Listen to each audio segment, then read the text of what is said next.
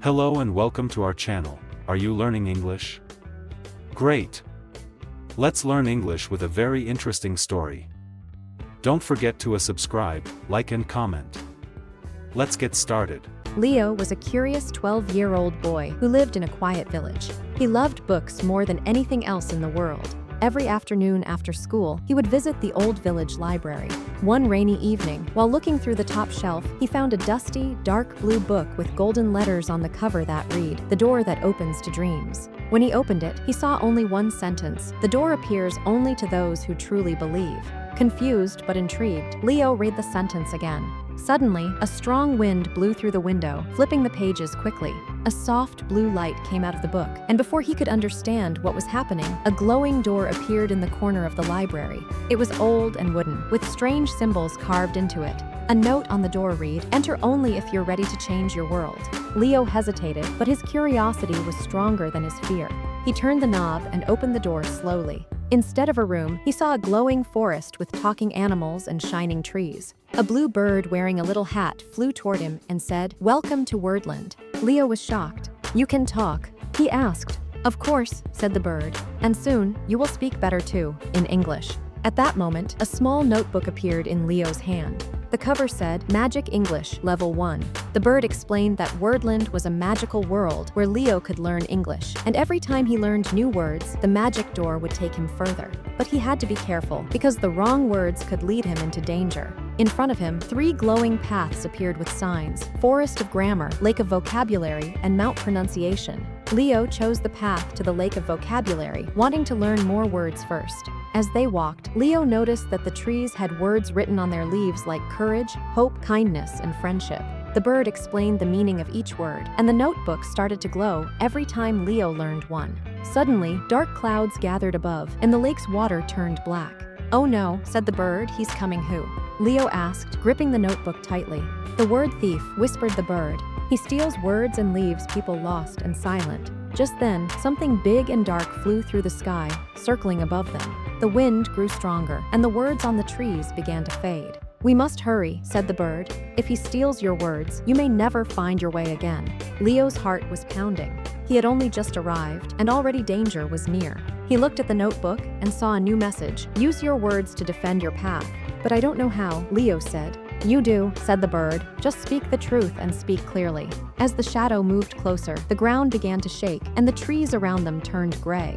The bird flew up to protect Leo, and a voice from the sky growled, "Give me your words, boy, or stay here forever." Leo took a deep breath, opened the notebook, and said the first word he had learned: courage. A beam of light shot out from the notebook, pushing the shadow back a little. "Hope," he said, louder. Another light followed. The word thief screamed, but it wasn't enough. The wind grew stronger, and Leo could barely stand. He flipped through the pages, searching for more words, but the ink was disappearing. "You must remember what you've learned," the bird shouted. "Words are powerful if you believe in them."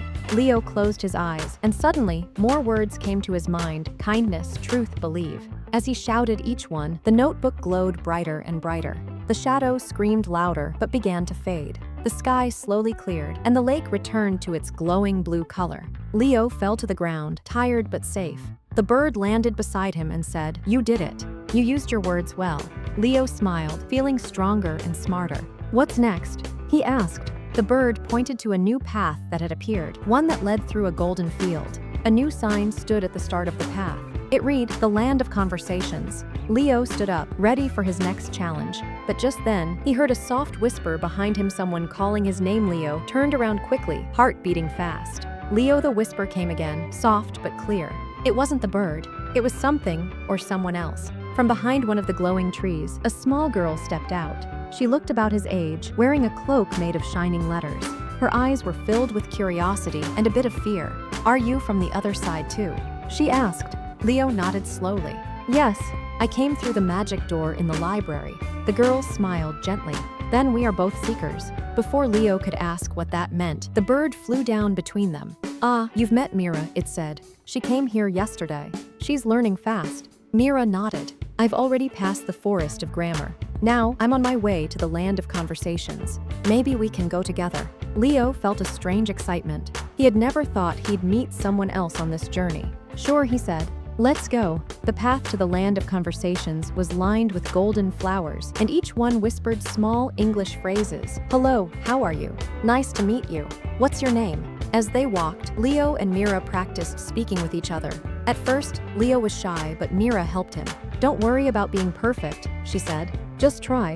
Every word is a step forward. Slowly, Leo grew more confident. They laughed as they practiced silly dialogues, answered questions the flowers asked, and even had to play a strange game called Talk Tag, where you had to answer quickly in English or start over. But the land wasn't all fun. As they reached a large bridge over a sparkling river, a strange figure blocked their way. It was tall, made of floating punctuation marks, commas, full stops, question marks, and exclamation points. Its voice echoed, "To pass this bridge, you must speak with clarity. One mistake, and you go back to the beginning."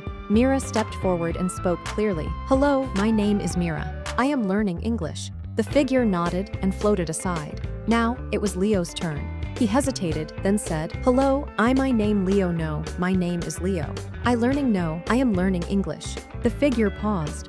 For a moment, everything was silent. Then the marks shifted, and the figure moved aside. "You did it!" Mira cheered, and they crossed the bridge together. On the other side, they found a small hut with a sign that read, "Practice room, speak freely." Inside was a cozy space filled with mirrors. Each mirror showed a different version of themselves, repeating what they said. It was strange but helpful. "This place will train your confidence," the bird explained. "The more you speak, the clearer you'll become." For hours, they practiced sentences, told each other stories, and even tried simple debates. But as the sun began to set, something unusual happened. One of the mirrors began to glow red. Leo stepped toward it, and his reflection didn't move like the others. It stayed still. Its eyes stared back coldly. "That's not you," whispered Mira. Suddenly, the reflection opened its mouth and said, "You're not ready. Turn back. You don't belong here." Leo felt a chill run through his body. "What is this?" he asked. The bird looked serious. "That's the doubt mirror. It shows your fear. If you believe it, you lose everything you've learned." Leo stared at his reflection. "You're wrong," he said quietly. "I do belong here. I came to learn, and I won't stop." The mirror shook, cracked, and then turned clear. The cold version of Leo was gone. Mira smiled. That was brave. The notebook in Leo's hand glowed again, and a new message appeared. "You're growing stronger, but the final test is near." Outside, the sky was now dark. A new door had appeared at the edge of the field, taller and brighter than any before. It had a new message written on it. "Only those who truly understand can pass." Mira looked at Leo. "Are you ready?" Leo nodded, but deep inside, he still wondered what is behind this final door. And why did the bird look worried now, even though they had come so far? Leo took a deep breath and stepped toward the glowing door. Mira walked beside him, and the bird flew just above their heads. As they reached the door, it slowly opened on its own. Inside was a large, bright room filled with floating words, spinning letters, and whispering voices. At the center stood a tall figure made of golden light. "Welcome, Leo and Mira," the figure said. "You have passed the tests of Wordland, but now comes the final lesson." Leo asked, "What is it?" The figure smiled. "Language is not just rules or vocabulary. It is connection. It's how you understand others and yourself." Suddenly, the room darkened. A shadow appeared behind the figure. It was the word thief again, larger than before. "They still don't know enough," he hissed. "Let me take their words." But Leo stepped forward and spoke clearly. "We have learned. We've faced fear, doubt, and mistakes. And we kept going." Mira added, "We're not perfect, but we are learning, and that is enough." The figure raised its hand, and the word thief let out a final scream before disappearing in a flash of light. Then everything became quiet. The golden figure nodded. "You are ready. The door to your real world is behind you. But remember, the magic never ends as long as you keep learning." Leo and Mira smiled. As they stepped through the final door, they found themselves back in the library, the blue book still open in front of them. But now, they felt different, confident, brave, and ready to keep learning English, not just for magic, but for life. And the notebook, it stayed with them, always glowing whenever they used their words wisely.